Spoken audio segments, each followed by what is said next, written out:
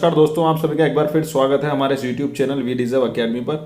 और जैसा कि मैंने एक वीडियो डाला था एएमआई के बारे में कि एएमआई कौन करे, क्या कैसे करें, करें ना करें, बीटेक करें या एएमआई करें, तो उसके कमेंट्स में और उसके बाद काफ़ी सारे लोगों के मैसेजेस भी आए जिन्होंने कहा कि सर एएमआई तो वैलिड ही नहीं है या एएमआई एआईसीटी से रिकॉग्नाइज्ड नहीं है। कुछ एक दो बंदे थे जिन्होंने एएमआई की फ़ीस के बारे में पूछा, तो वो सारी बातें अपन इस वीडियो में करने वाले हैं, तो वीडियो पूरा देखिएगा। और मैं कोई एएमआई का एम्बेसडर नहीं हूँ, ब्रांड एम्बेसडर नहीं हूँ मैं उनका कि मैं आपको प्रमोट कर रहा हूँ एएमआई के लिए। मेरा सिर्फ और सिर्फ एक मकसद है, स्टूडेंट और उसकी भलाई। आप जिस जगह पर हैं और आपके लिए क्या बेस्ट ऑप्शन है वो चूज़ तो आप ही करेंगे, पर क्या क्या ऑप्शन है ये बताना मेरा काम है, मैं वो बता रहा हूँ। चूज़ आपको ही करना है, बेस्ट आपके लिए क्या है ये आप ही डिसाइड करेंगे। दुनिया का कोई माइकलाल ऐसा नहीं है जो आपको ये बता सके तेरे लिए बेस्ट है। अगर कोई ऐसा कर रहा है ना तो आपको डैश डैश बना रहा है वो आपको बेवकूफ़ बना रहा है, उसकी मत सुनो। कोई किसी के लिए क्या अच्छा है कतई नहीं बता सकता, आपके लिए क्या अच्छा है ये आपको ही चुनना है। पर आप किन किन में से चुन सकते हैं, आपके पास ऑप्शन क्या क्या है। आप जिस जगह पर अभी हैं, जॉब कर रहे हैं या पढ़ाई कर रहे हैं या खाली बैठे हैं, तो आप क्या क्या कर सकते हैं, आपके पास क्या ऑप्शन है, वो ऑप्शन बताना मेरा काम है और वो मैं करके रहूँगा। ठीक है, तो एएमआई के बारे में अपन देखते हैं आगे कि भाई उसकी रिकग्नाइजेशन और उसकी एआईसीटी से अप्रूवल, उसकी वैलिडिटी, उसकी फीस, इन सब का क्या चक्कर है। तो आइए मैं आपको एक रिसेंटली मैं सर्च कर रहा था तो नेट पे मैंने देखा एक पीडीएफ है, मैं वो आपको सबसे पहले दिखाता हूँ, उसे देखिए आप। तो ये देखिए दोस्तों, ये एक साइट है, सर्च करते हुए मुझे मिली थी, पहला ही लिंक है, मैंने सिंपल सी टर्म सर्च करी थी एआईसीटी और एएमआई लेटेस्ट अपडेट्स। तो ये ठीक ठाक नॉलेज मिली, इतिहास बता रखा है पूरा, कैसे क्या हुआ, क्या डिस्टरबेंस हुआ। तो यहाँ से देख सकते हैं आप, इंस्टीट्यूट ऑफ इंजीनियर्स जो है वो एक काफ़ी सही संस्था थी, मतलब संस्था तो अभी भी है। 1917 में बनी, 1935 में रॉयल चार्टर मिला, फिर उसके बाद 100 स्टेट से ज़्यादा में लोकल चैप्टर है, ओवरसीज चैप्टर्स भी है, मिडिल ईस्ट वगैरह, दुबई में भी इसके ऑफिस हैं, बढ़िया गेस्ट हाउस होते हैं, मस्त आप जा सकते हैं। ठीक है, 2006 में मिनिस्ट्री ऑफ ह्यूमन रिसोर्स ने इसको रिकॉग्नाइज किया, बीटेक के इक्विवेलेंट माना, सेंट्रल गवर्नमेंट में एम्प्लॉयमेंट के लिए इसे अलाउ किया। पर फिर एमएचआरडी ने बना दी एआईसीटी। एआईसीटी बनी और इसके हो गया डंडा। एआईसीटी ने हालत ख़राब कर दी एएमआई की। क्यों? पर पहले तो एमएचआरडी ने अप्रूव कर रखा था तो एआईसीटी ने इंटरफेयर नहीं किया, पर एमएचआरडी ने इसकी रिकग्निशन विड्रॉ कर ली 31 मई 2013 में। यहाँ देखिए आप ये, और उसी के बाद से पंगा चालू हो गया। क्या? फिर ऐसा हुआ तो आईआई ने केस फाइल कर दिया हाई कोर्ट में, एएमआई को रिकॉग्नाइज करो। केरला हाई कोर्ट ने बीच में फैसला भी दिया क्या कि एएमआई किया हुआ बंदा, देखिए एएमआई किया हुआ बंदा एमई एमटेक अगर कर लेता है रेगुलर तो वो एलिजिबल है।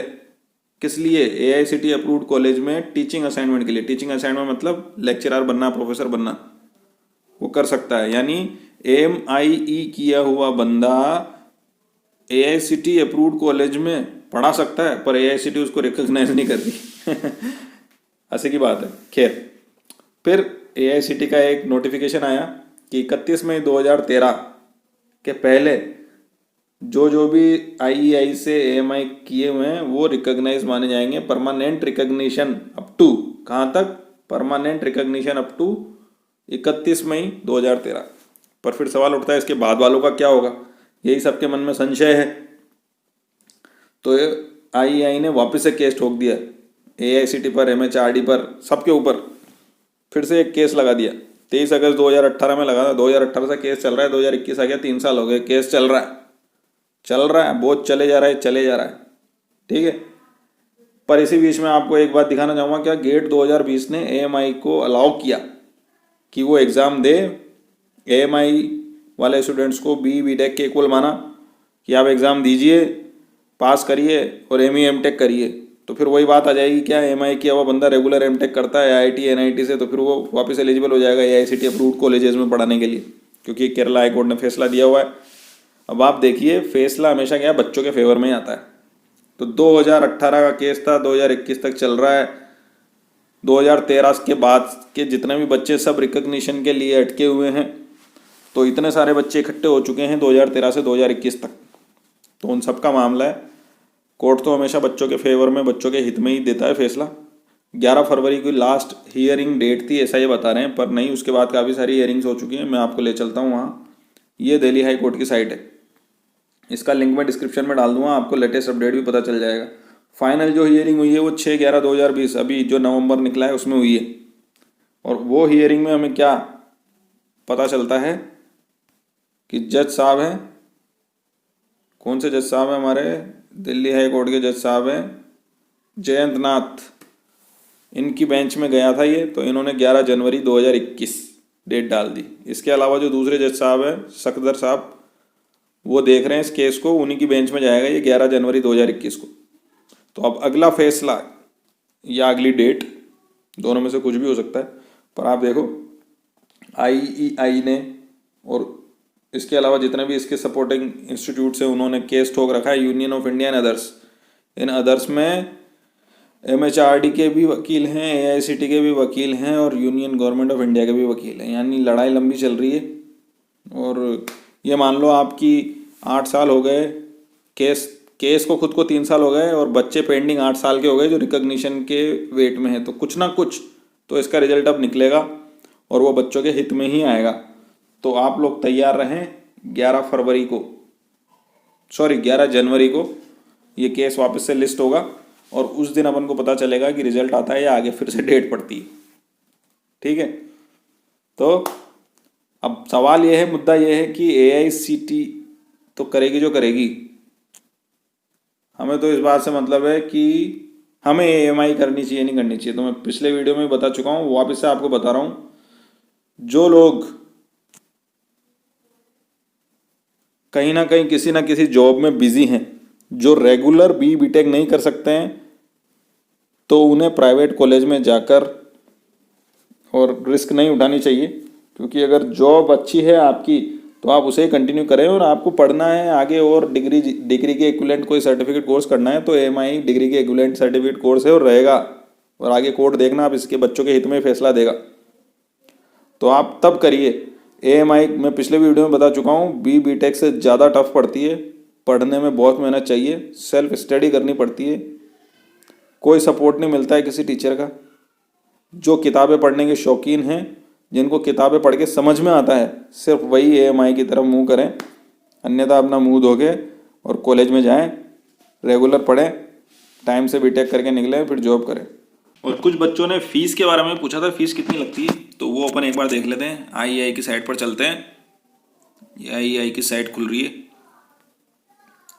काफ़ी सारी पूरी लगभग सारी डिटेल आपको यहाँ मिल जाएगी। बड़ी अच्छी साइट बना दी है इन्होंने, पहले थोड़ी सी पुरानी सी थी।